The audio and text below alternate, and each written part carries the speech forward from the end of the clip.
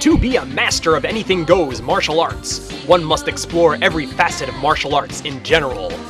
Not an easy task, to be sure. But who could have imagined just how exotic some of these styles could be? Martial arts that most people never knew existed. In this top 10, we will see the strangest disciplines to ever pop up in the world of Ranma 1/2. Just how weird are we talking about here? You know martial arts rhythmic gymnastics? Pretty weird concept, right? Not weird enough to make the countdown. You hate me, that is not it! What? No, that's not it at all! Hate me, I can tell! These are the most perverse combinations of fighting with sports, hobbies, and everyday activities. Ladies and gentlemen, I give to you my personal top 10 Ranma 1/2 weirdest martial arts. Fun fact, the yo-yo was invented to be a weapon, not a toy. If you find that little tidbit to be strange, then you'll probably not buy into the concept of good old days martial arts, a 12th generation art studied by the few, and the signature style of Temari Kaminariman. It is a style that implements all the old toys of yesteryear, playthings long forgotten in the internet era, as lethal weaponry.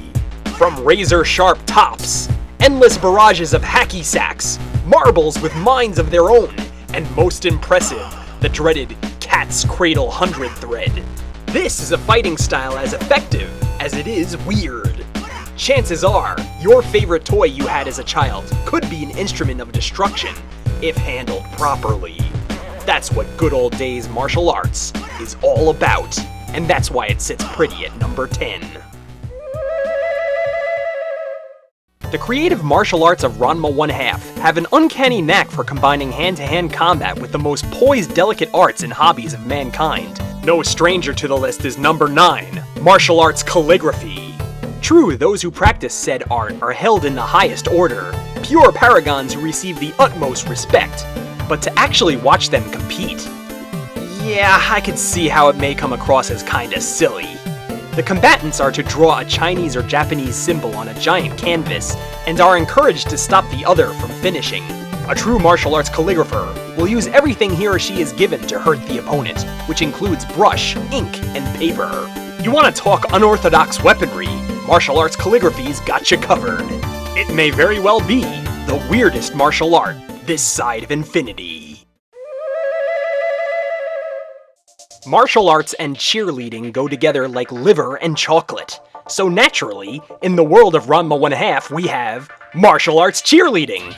It's easy for people to overlook the strength, determination, speed, and agility of the cheerleader, all qualities mandatory of the martial artist.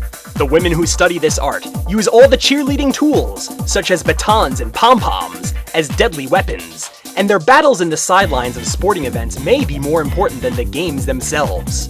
Even stranger than the notion of a needled pom-pom is the object of martial arts cheerleading.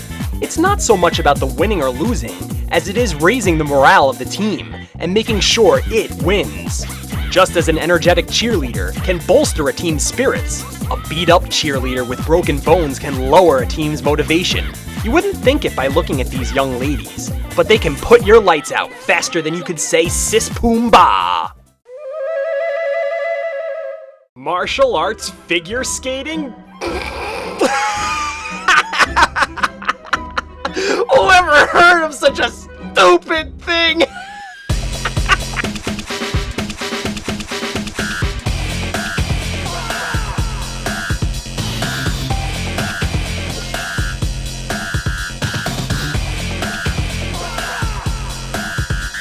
Okay, shut my mouth. While it is undoubtedly true that this is a ridiculous concept, martial arts figure skating is hardcore. Just try to look past the dancing and flashy outfits. You got two teams beating the holy crap out of each other with blades attached to their shoes. And the slick surface of the ice makes for some of the most high-velocity moves imaginable. To master this art, one would have to be a jack of all trades. One must possess brute strength, impeccable balance, calculated speed, and most important, style and grace.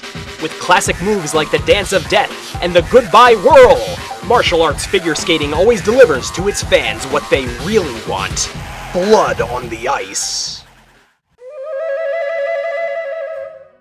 You ever pick up a wad of pizza dough and say to yourself, "Damn, I bet I could take a dude's head off with this if I threw it hard enough"? Well, neither have I, but whoever created martial arts Okonomiyaki sure did. Combining hibachi cooking with combat may seem ludicrous, but it is a martial art solely practiced by the cream of the crop.